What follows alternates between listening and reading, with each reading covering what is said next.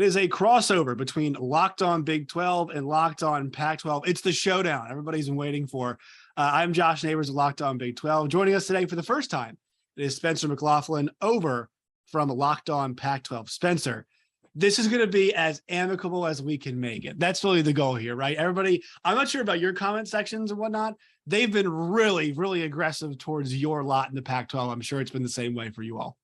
Not as much. Every now and then someone chimes in and says something to the effect of, oh, I don't like this conference, or screw this team, or screw that one, or the conference, or yada, yada. But overall, I think the Pac-12 is not in as powerful of a position as the Big 12 as we will get to. And so the fans are more in the mindset, I think appropriately, of how can we just stay alive? Yeah. Can we just ride it out? But no one's asking that about the Big 12. But it's great to be on with you, Josh, and hello everybody out there. Yeah. So I'll say this: I don't enjoy having this conversation. I've said this a bunch. I've talked about it ad nauseum. This what has transpired over the last month or so, and really over the last year and a half or so, with everything going on with conference realignment, has really gotten very far away from the sports that we love, from college football, from college basketball. Now, a lot of us obviously center around college football, but we're seeing this on Twitter, and you go into any comment section after a John Wilner tweet or a John Canzano tweet or a 365 tweet or whatever. It's people bickering back and forth about whose conference has more value, who deserves survival, who doesn't. And really, think about it from general terms. That sucks, because both of our conferences have now gone through this, right? The Big 12 had the existential dread last summer with OU and Texas leaving, and the Pac-12 is now going through it right now. All of you out there who are fans of Oregon State or Kansas State or Iowa State or Washington State, your football should matter, and you all should not be in jeopardy of losing your, FBS status because of business. Now, business runs the world, sure. But chasing extra, we're all making enough money here. We're just all chasing more money now. And that has forced us to, maybe cut back on how many FBS teams there will be, which sucks and should not be the conversation that we're having. Well, I assume when you say we're all making enough money, you're referring to the colleges and universities, because me as a young broadcaster, I'll just go out on a limb and say I'm not personally. You and I are not making enough money. You and I are in the same boat. I think you and I are probably around the same age doing the same exact things. Yeah. So you and I are not. The schools and the institutions, the athletic departments are making money hand over fist. Yeah, the first thing that I said when I heard USC and UCLA were leaving is oh, well, that's clearly chasing a dollar figure. And then my next thought was, in what universe is USC short on funds? Right. In what world is money the problem here? Right. I mean, you and I were talking about golf just before we came on here and started recording. I'm a big golf fan. And look, I understand, though, I wish guys wouldn't leave the PGA Tour to go over to live, but they're going there because they can make way more money. And I mean, when you just say, oh, well, they're getting more money, oh, okay, yeah, it makes sense. But then you look at what these guys are worth and how much they've made in their careers. And I just ask a question what do you need? Is you going to live over there, Dustin Johnson, the difference in your kids being able to afford college for your kids and not? I'm going to go with a no on that one. But it's the same sort of mindset here, that when there's more money on the table, colleges and athletic departments are going to leap at that opportunity basically every time. And that's the disappointing part about it. I think for the schools you mentioned, the Pac-12, the ones that are literally not in a single tweet, suggestion, report ever mentioned, are Washington State and Oregon State. They could get hit the hardest here. I don't know if Stanford and Cal are in great spots, though there was a report last week that said they were being evaluated internally by the Big Ten, not ongoing conversations. I think Gene Smith might have said that, the Ohio State AD, who's not afraid to say a lot of stuff that is not always necessarily true, but he put it out there, and he's a pretty powerful guy. Yeah, I don't think I read it from him. I read it from, oh gosh, I don't even remember. I think it might have been Dennis Dodd of CBS Sports, but there's been so many reports and everybody flying around and whatnot. But again, language is very important here. That's being evaluated by, not having ongoing conversations with. Those are two very different things, because one is a one-way street, one's a two-way street. But those teams you mentioned, Oregon State, Washington State, they're not getting mentioned in any of this. I don't think they would drop down to the FCS level right? I don't think schools that could get left out of realignment would be relegated down to play FCS football, where they're playing, in the Big Sky or something, or the WAC or wherever it would be. I think you would just see them move down to away from the Power 5 level. And again, I'm with you that sucks. I mean, the idea of that happening straight up sucks if you're a Washington State or an Oregon State fan who have had some really good seasons, but it's obviously a lot harder to win at those sorts of schools because of their geographical location and just program history as well. And they've never been elite recruiting powers. But college football is somewhat like Major League Baseball in a sense, in that it's a regional product first, right? For a lot of fans, not all fans, because the fans of the big teams, big brands in baseball, the Yankees, the Dodgers, the Astros, whoever else is really good in a given year, are looking at things at a national level. But for a lot of teams, I'm wearing a Seattle Mariners shirt right now. Go M's, baby. It's a regional thing first. We want to get to a wild card game first, because the Mariners haven't been in the playoffs literally in my entire lifetime that I can remember. But we have to beat our division opponents first. And that's the way that a lot of these teams look at it. It's the way I consume college football. Like, I want to beat Pac-12 teams first, and I want to win rivalry games, and then I want to win at the national level. But if we don't win at the national level, and I'm an Oregon guy, I grew up in the Portland area. Like, if we're not going to get into the college football playoff, like they clearly weren't last year after I lost to Utah, like my priorities then shift to, okay, beat Washington, beat Oregon State, and that's still, a solid, fun season. But as you start to move into this nationalization of college football, that regionality is getting lost from it. And I think that sucks for the small schools who get left out of these conversations, but also for the fans who, are accustomed to the tradition and the history and the matchups that have always been there and could very easily go away quite soon. Yeah, and I just want to clarify on the Stanford and Cal point. Yes, it was Dennis Dodd's reporting. Both Kevin Warren and Gene Smith were asked about that. Yes.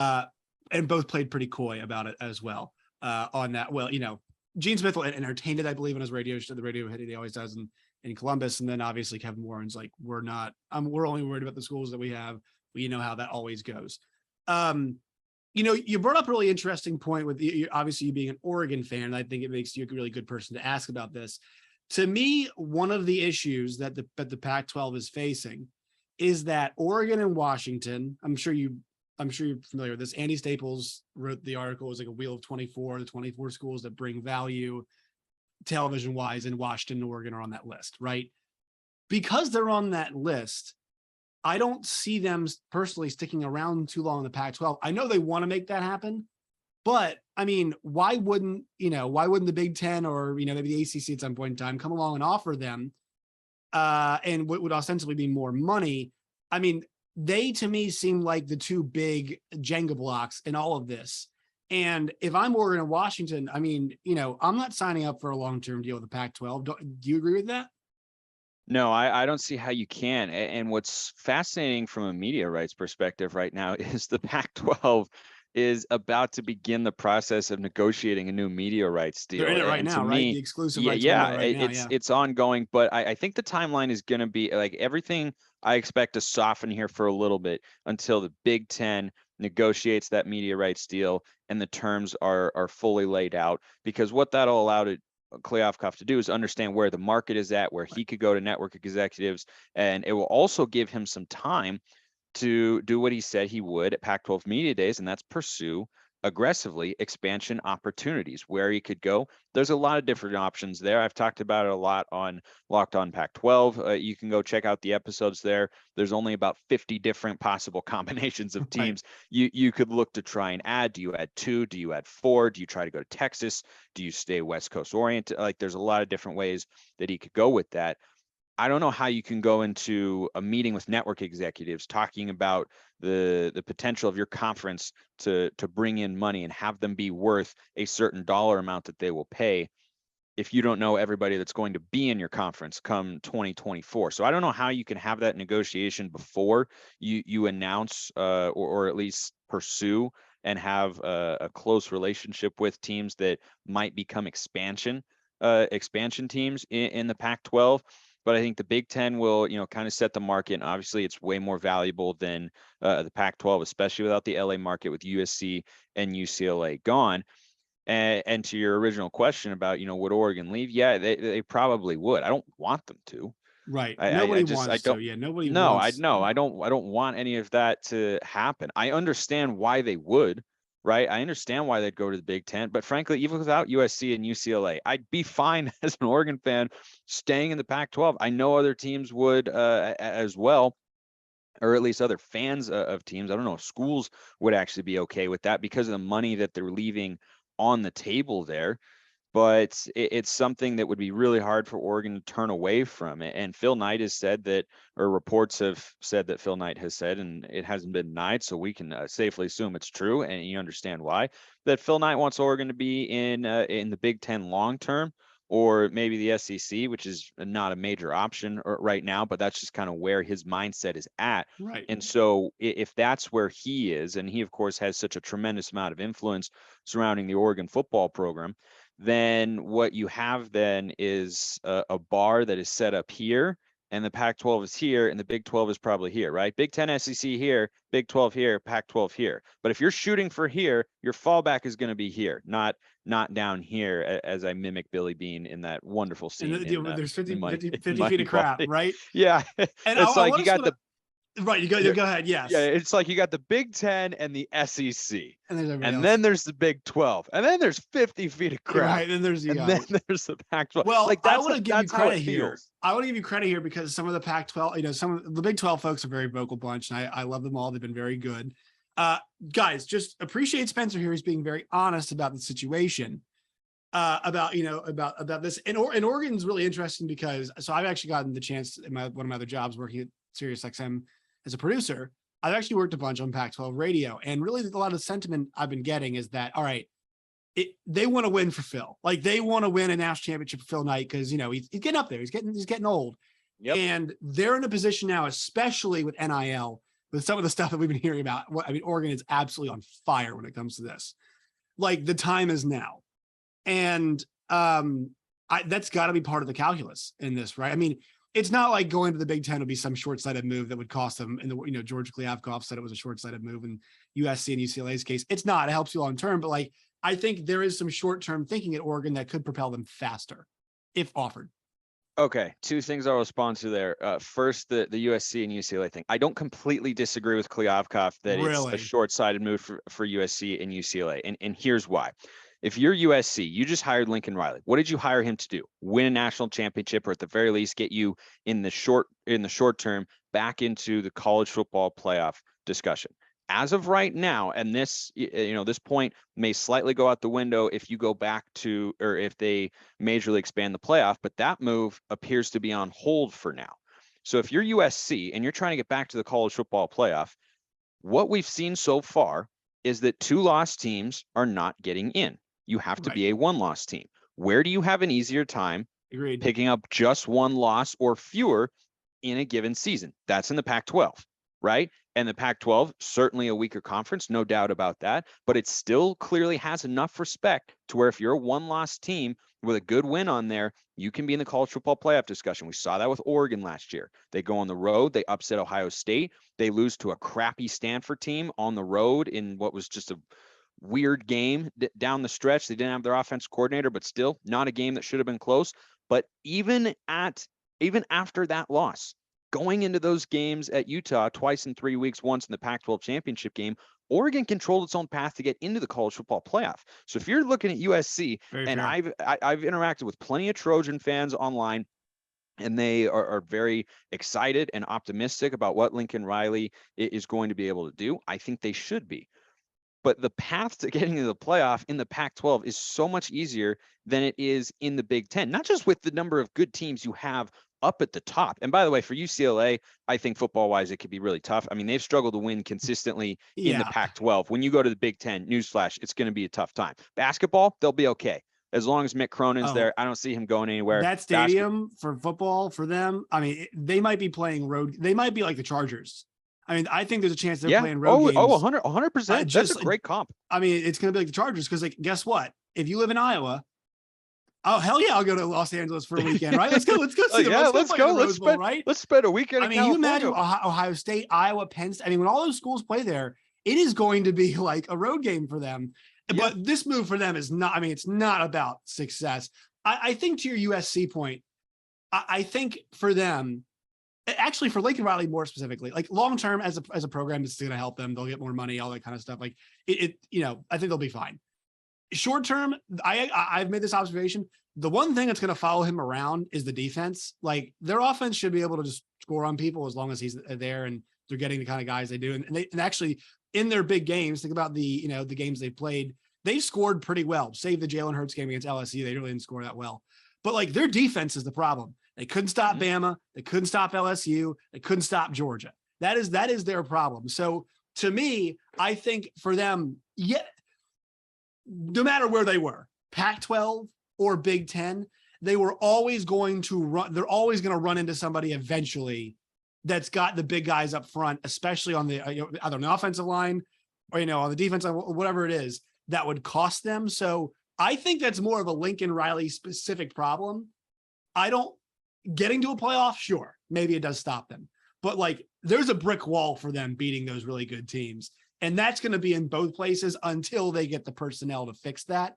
So that's why, to me, it's like, I really don't think it matters for them short-term, long-term. Yes, a CFP ostensibly is a bit tougher, but still rubber meets the road when you play the elite teams for them because they're not Clemson. They don't have those dudes up front like a Clemson can. Clemson's a good version of an out of SEC school, or Ohio State, right? Out of SEC schools that have the SEC caliber guys in the places that it matter. So that's why, for me, that's why I didn't necessarily agree with what Kliavkoff said. And also, when we get that check, that comment's not going to look very good. I mean, when we see that number, it's going to be around 100 million. I can't. Okay. Yeah. Like, yes, it is. And they're going to get more money. But again, I will go back to, is money the reason that USC fell down as a football program? To me, that answer is unequivocally no. Correct. That is not why. They didn't have the coaching right, and now they do. And they were going to be the team. They were, I compared them on one of my shows to Anakin Skywalker. They were going to bring balance to the Force and restore West Coast football. And instead, they have gone to the dark side and left it in darkness, right? I mean, it is just a complete 180 there in that sense. But that was going to be, in my view, enough for USC to be back in the college football playoff discussion, because you have Utah there, you have Oregon there. And then if you get a couple other good teams, right, overall, your competition is weaker, but it's still strong enough to keep you in the conversation nationally. So I think they needed to go to the Big Ten to get more money. I don't think they needed to go to the Big Ten to win a national championship. Right. The recruiting formula is going to be the same. You have a bunch of talent in your backyard. You go out and recruit them. And to your point, it will be a question of whether or not their defense doesn't need to be good, but it needs to be competent. It needs to be good enough to where the offense can just kind of take over, because they'll be able to bring in big time recruits, as they already have and will continue to do, with the transfer portal and at the high school ranks. And they'll be able to score plenty of points there. But from a football standpoint, your path is just so much tougher in the Big Ten, not just with the number of elite teams you have at the top, right? You got Ohio State, you've got Michigan, Penn State, Michigan State right there. Like, it's a deeper, stronger conference. I think they can clear that hurdle, though. I think it's not as big of a hurdle as we think. But right? it's so much tougher than what you'd have to do in the Pac-12. It's not that they're not capable of winning those sorts of games, but it is tough when you can't have more than one loss in a given season. Right. I mean, that's the model we've seen so far with a 4-team college football playoff. You can only have one. You cannot have 2 or 3, and it just gets tougher. And you have to think about upsets too, because teams get upset. I know it's hard for people to conceptualize sometimes, but I'm about to start next week going through schedule breakdowns, and I pick some upsets in the Pac-12, and I think USC will lose a game or two that maybe they shouldn't, and I'm sure people will go bananas for that. But what team every year outside of Alabama, Georgia, and Clemson, up until this past year, of course, when they did lose games that they should have won, and even Clemson has lost games that they should have won in the past. They lost to Syracuse. They've lost to Pitt before. Like, they're better than that. You have to be able to year in and year out avoid multiple or really just one upset, because you're not going to go through a Big Ten schedule and beat every good team. Right. Yeah, if you have a season, especially where you're playing, their travel is going to make it's not going to be as, it'll be a little bit tougher in that sense as well. But think about a given Big Ten schedule for USC. In one season, you could play 3 of these 4 teams: Ohio State, Michigan, Penn State, and Iowa, Wisconsin. Yeah. Okay. But that was my next point, right? You have those top teams at the top: Ohio State, Michigan, Michigan State, Penn State, right? Let's say you play 2 or 3 of them. Are you going to win all of those? Probably not, because those are really good teams too. Right. But then it's the next level of teams where you have to avoid the upsets against. Yeah. Would you rather try and avoid a stumble loss in a given year against Washington State, Cal, Oregon State, and ASU, or would you rather do it against Iowa, Iowa State, Minnesota, and maybe like Illinois or Nebraska, or somebody who's capable of being? I'll take those. I'll take Illinois, Nebraska, but no, I think you're right. The second tier, the middle class of the Big Ten is so much stronger. So much stronger. If you took any of those teams, and Wisconsin, sorry, that's the team that I was trying to think of, and then I came up with Illinois. But like that's the thing that's so interesting to me that doesn't get talked about a ton, is like you have to go 11-1 and then win your conference championship game. But how much harder is your schedule over there in the Big Ten than it is in the Big 12, which is why I tend to agree, at least in part, with Kliavkoff's statement about like this is a short-sighted view. I think it is. And then on the other side for UCLA, look, even with Chip Kelly there, I have a personal affinity for Chip. I've always rooted for him. I always will, because he is part of the reason that I grew to love college football the way that I do now. But can UCLA be a consistent winning team in the Big Ten when they haven't been that in the Pac-12? They got to they've been to one Pac-12 championship game. They've been to one. And do you know how they got in, Josh? I think they were 6-6, right? Weren't they like? Yeah, 6, USC was on probation. Yeah, that was I think they played. There was a Friday night game. I think they played Oregon. And it was the first one. The first game was at Autzen Stadium. Then they moved it down to Levi's. Now they've moved it to Las Vegas, which is a massive upgrade there. I love that. So I just think that it's going to be really difficult for both of them. I think basketball, they'll have a chance to be more competitive, but football is what drives the bus here in all these realignment moves. And I think that it's going to be a much tougher path. If the playoff gets expanded, then it will look better, right? That is a total disclaimer on everything that I've said here. If they go to a 12-team playoff, then you can have 2 losses, especially in a loaded Big Ten, and still get into the top 12. Not going to argue with that at all. But if it stays at 4 for the next, I think that deal expires in like 2026. It's 2025, I think is what it is. 2025. So if that deal does go away and they expand the playoff, then it could work out better for them. But if that somehow gets renewed, and I pray it does, I'm not a playoff expansion guy. I think 4 is a perfectly good number there. You're bad at something for your conference, man. You need to have more teams in there for the sake of the conference. That's not solving the problem. I'll answer that here in a moment if you want. But access is the problem. But if it goes to 12, then they could do it. But if it somehow stays at 4, and I hope and pray it does, then that path to the playoff is really, really tough. Yeah, it is. Let's take a quick word from our sponsors here. We'll talk about some more Big 12, Pac-12 related things. Today's show is brought to you by Built Bar. Go to built.com today. It's built.com. Promo code LOCKED15. They've got new Built Puffs, cookie dough chunk puffs. Have you tried them yet? Dude, they're so good. They're delicious. Oh my gosh. This is not one of those things, guys, where you're like, oh, I love product X. Like, no, they send these things to us and they're gone within like 2 days. John Williams, Locked On Sooners, continually, he purchases them.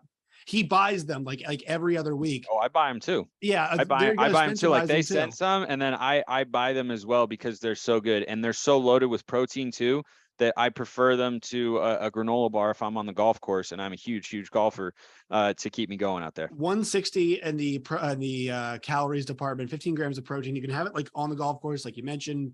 If you want to have it after dinner, dessert, you're fine. You can have it actually after a workout, you're fine too. Like it's multi-purpose. Once again, promo code LOCK15. LOCKED 15 LOCK15 for 15% off at built.com. I want to ask you about the specific comments George Kliavkoff made about the Big 12. Yeah. Did they accomplish anything? Did calling out the Big 12 and saying things like, we haven't decided if we're going shopping there yet, and talking about, dodging grenades from the Big 12, using, war terms and talking about shopping. And I mean, pretty, direct comments. Did they have a positive impact? Did they really do anything? Do they have the effect besides the fact that people are just like, the Pac-12 commissioner's fired up, this might be a fight? Not tangibly, no. I think the biggest impact is what you just alluded to, which is he came out and had a very clear tone from the moment he started making his remarks, and that was that he's not going to back down, right? He's trying to go on As the he should. offensive. That was, As he yeah, should. yeah, of course. He's the commissioner of the Pac-12. It's his job to try and keep this potentially sinking ship together, and he's got a really tough job, and it is mostly not his fault here. This is just, the culmination of things that have happened over the past decade. He took a shot at the previous commissioner, Larry Scott, as well, justifiably so, Yeah, because he he sucked. did not do a good He job. did a horrible Uh, job. yeah, he was terrible, and the media rights deal he negotiated was awful, and the sticking points he had were really dumb. Anyway, we don't need to relive the past because we're trying to focus on the future, which is what Kliavkoff is doing. He's coming out and making it clear that he's not going to just roll over, and he's trying to project a position of strength, even though the Pac-12 is not in that right now. The grenades comment was him admitting that the Big 12 has reached out to member institutions of the current Pac-10 that remain to try and poach them. They haven't, of course, worked anything out at this point in time as we record this.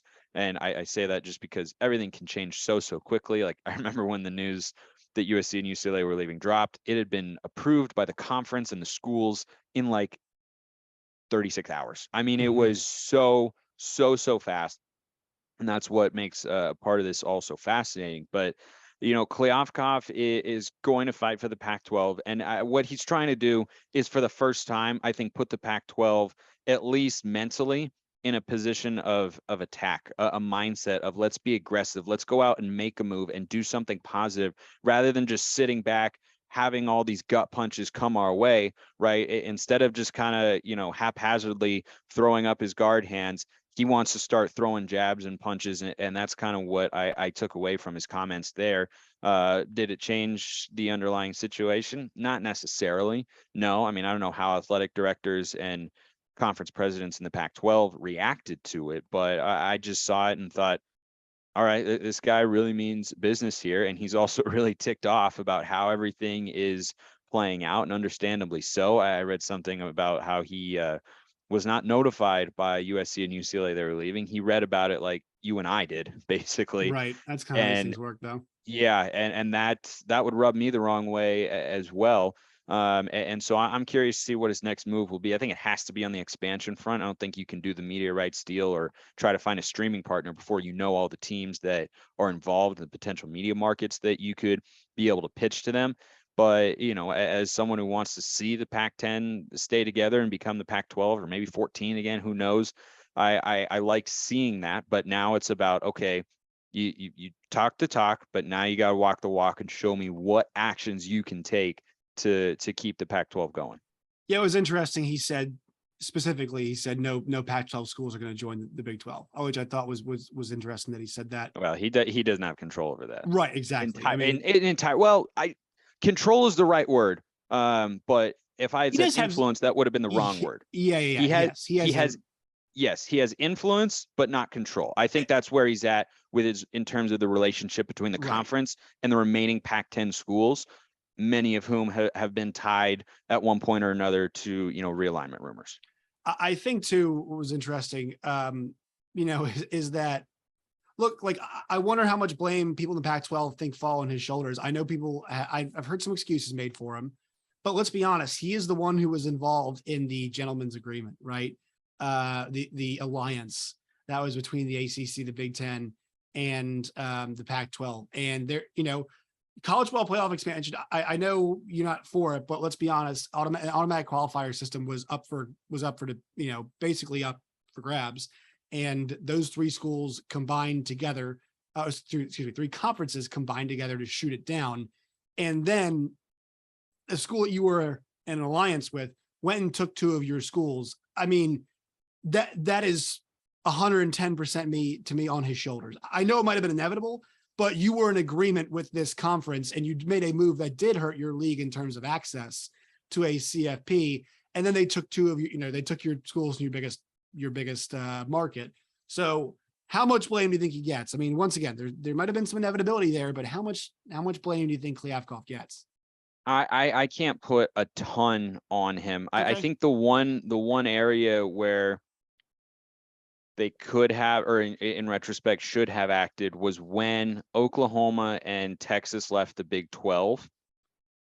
They should have gone, as he said last weekend, shopping in the Big 12 to try to see who wanted to come out to the Pac-12. And, there were speculative reports about, could they, go for like Oklahoma State, TCU, Baylor, those sorts of teams. And if you had them coming your way, USC and UCLA, yeah, they still probably leave. But does the Pac-12 feel like it's teetering on just imploding altogether? I think the answer is no. If you had two respectable brands coming over from the Big 12, I think that's the one move he could have made. But they were looking into it, and you can take away from this what you will. But I read a piece recently in the LA Times talking about how last year the Pac-12 was weighing expansion opportunities, and they met with conference presidents and were discussing the potential of, like, we might want to add these schools, or should we look over here. And the school, again, according to the report in the LA Times, I'm not reporting this, I'm not a journalist, I'm just a talking head into a show here on YouTube and podcasts. The LA Times piece said that the person who was on the forefront but successfully shutting down the need for expansion was USC's president. And so I think what Kliavkoff kind of fell into here is, I think he was a little overly optimistic about the cordiality of college football, and how, conferences could really work together, and teams, wouldn't just bolt without giving fair advanced warning and whatnot. I think he had too optimistic of a view in that sense. And I understand where he's coming from, because I wish it were like that, right? I wish it was a little bit more. Yeah, I wish it wasn't so, we don't care what happens to your conference. We want our teams, and, forget you, and whatever happens, that's not my problem, and go figure it out. That's your deal, right? But I think that has, in a way, come back to bite him, because if USC was in there leading the charge, then maybe he was thinking that, and he was probably told that, no one would ever leave the Pac-12, and they're not doing this and that. And so at the time, it didn't seem like the Pac-12 needed to expand. But hindsight is 2020, because at the time, I don't think the Pac-12 did need to expand, right? It was big news that Oklahoma and Texas were leaving the Big 12.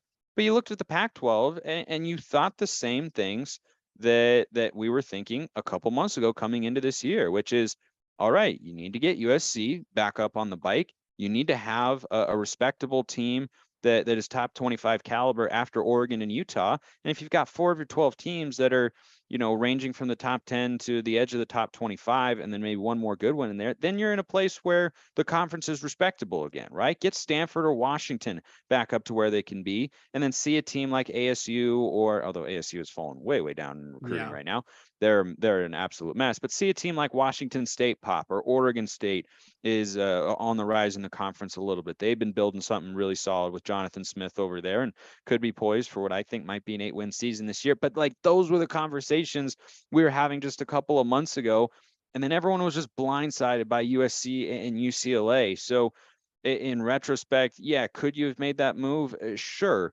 But would it have been enough to, get USC and UCLA to stick around? I think the answer is no, because they clearly weren't telling people that they were thinking about doing it. They just did it, right? I mean, this thing was kept under wraps and without leaks or reports or rumors or anything. It was just one day we saw a report drop from Dennis Dodd. He said, yeah, USC and UCLA are probably going to leave for the Big Ten.